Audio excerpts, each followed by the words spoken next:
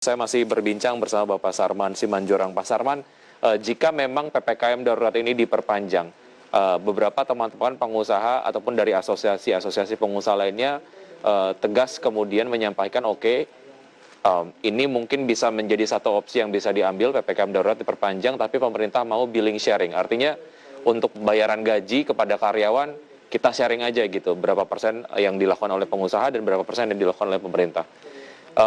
Terkait dengan mekanisme ini seperti apa menurut Anda, dan menurut Anda mampu apa tidak kemudian pemerintah untuk melakukan billing sharing ini? Ya kami dari pengusaha ya, kalau misalnya ya konsep ini bisa berjalan ya tentu bagi kami ini sangat-sangat membantu sekali gitu loh. Nah tinggal apakah memang memungkinkan dari sisi keuangan negara dalam kondisi seperti ini, kan gitu ya. Karena bagaimanapun misalnya bahwa bantuan sosial untuk masyarakat ini kan pasti akan lebih diutamakan, ya kan. Karena kita lihat misalnya pelaku-pelaku UKM kita, ini kan juga harus banyak yang dibantu. Karena pelaku-pelaku UKM kita ini kan kebanyakan mereka berdagang hari ini untuk besok. Contoh misalnya Mas Luki, sambil contoh aja nih yang paling di depan mata kita. Berapa ribu gedung perkantoran saat ini harus work from home.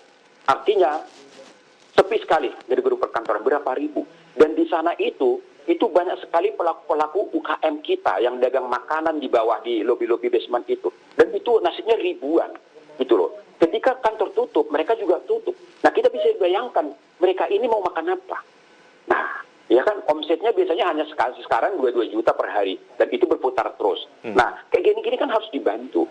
Nah, jadi memang kalau tadi memang disampaikan bahwa akan ada sharing dari pemerintah, nah ini kan kembali lagi kepada apakah pemerintah memiliki kemampuan dari sisi keuangan. Kalau iya, ya kami sangat bersyukur, itu satu. Yang kedua sebenarnya saya katakan tadi, program yang tahun yang lalu misalnya subsidi gaji untuk karyawan kita, itu sebenarnya sudah sangat membantu, tapi kami lihat bahwa ya anggaran tahun ini sudah dimasukkan. Kalau itu diperpanjang lagi, itu akan lebih bagus, termasuk misalnya kartu prakerja.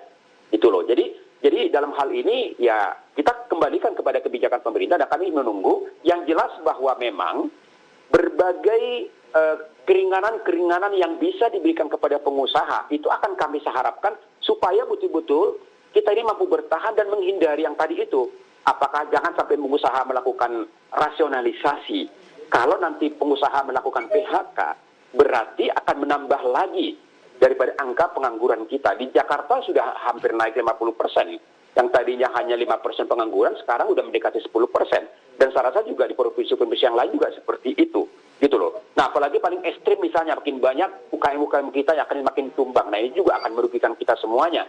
Karena kita tahu bahwa UKM ini adalah salah satu pilar penggerak ekonomi kita. Dan juga penggerak ekonomi akar rumput gitu loh. Jadi memang ini menjadi tantangan yang sangat besar bagi kita. Tapi kalau memang bahwa PPKM darurat ini harus diperpanjang, nggak ada yang saya katakan tadi, kami pengusaha akan mendukung itu. Tapi bagaimana kami disupport untuk mampu bertahan? Yang kedua adalah berikan kami semacam garansi juga bahwa PPKM darurat ini akan kita hadapi bersama dengan kondisi kami yang mungkin sangat-sangat kritis ini, tapi akan mampu menjawab bahwa kita akan bisa menekan laju penyebaran virus ini ke titik paling rendah. Itu menjadi salah satu harapan kita dengan partisipasi penuh daripada masyarakat kita. Harapan terkait dengan pembatasan-pembatasan yang dilakukan oleh pemerintah, saya juga teringat apa yang sudah disampaikan oleh Pak Sarman beberapa waktu yang lalu pada saat PSBB dilakukan begitu ya. Oke lah, kita kemudian berdarah-darah nggak apa-apa, tapi yang jelas ini harus betul-betul efektif menekan COVID-19 begitu. Nah harapan yang sama juga disampaikan menuju ke wacana perpanjangan PPKM darurat. Nah, bagaimana sebetulnya Anda melihat harapan-harapan terkait dengan pembatasan-pembatasan sebelum PPKM darurat? Apakah pembatasan tersebut sesuai dengan apa yang diharapkan oleh pengusaha, dan sejauh mana harapan tersebut juga akan terlaksana di pembatasan kali ini, Pak Sarman? Ya, yang paling penting bagi kami adalah bahwa PPKM darurat ini adalah pertaruhan kita. Ya, pertaruhan kita, dan bagi pengusaha ini menjawab ketidakpastian. Jadi selama pemberlakuan PPKM darurat ini, yang kami harapkan adalah bagaimana pelaksanaannya itu harus tegas, jelas, kemudian juga bagaimana sanksinya terhadap siapapun pelanggar. Ya, di awal-awal PPKM darurat kita lihat ada beberapa pengusaha yang disidak dan harus diberikan sanksi. nggak apa-apa, kami mendukung itu.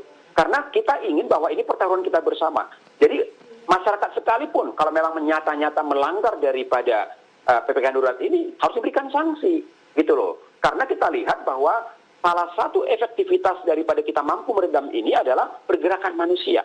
Jadi bagaimana kita saat ini tidak melakukan suatu pertemuan-pertemuan, interaksi misalnya kita di rumah misalnya, ya ini harus ditegakkan oleh daripada satgas kita atau mungkin aparat kita di lapangan supaya efektivitasnya akan mampu kita jawab gitu loh. Kalau enggak nantinya ini akan berpanjang lagi. Bisa-bisa sudah diperpanjang lagi sampai kapan. Dan saya rasa ini bukan hanya merugikan pengusaha, pasti pemerintah juga. Karena apa? Dari sisi pajak pendapatan pemerintah juga nanti akan semakin tergerus juga. Jadi menurut hemat kami memang ini sangat pertaruhan kita bersama dan kami juga mengajak kepada seluruh masyarakat kita. Kalau anak-anak kita ini yang pengangguran ini segera bekerja kembali, kalau UKM kita ini bisa bangkit kembali, kalau kita ingin ekonomi kita akan bergerak kembali, ayo kita sama-sama melawan COVID ini dengan mensukseskan PPKM darurat, kita tetap di rumah, stay di rumah, tapi tetap produktif supaya kita nanti bisa mampu cepat keluar dari badai ini. Baik, walaupun ini sangat melelahkan bagi pemerintah, pengusaha dan juga masyarakat, tidak ada salahnya kemudian saya tetap mengharapkan agar teman-teman pengusaha tetap semangat untuk menjalani kondisi yang tidak mudah ini. Semoga ini cepat berlalu dan efektivitasnya bisa terlihatlah dalam waktu dekat. Pak Sarman, terima kasih sudah bergabung bersama kami di Market Review. Sukses selalu, sehat selalu Pak Sarman. Sampai jumpa.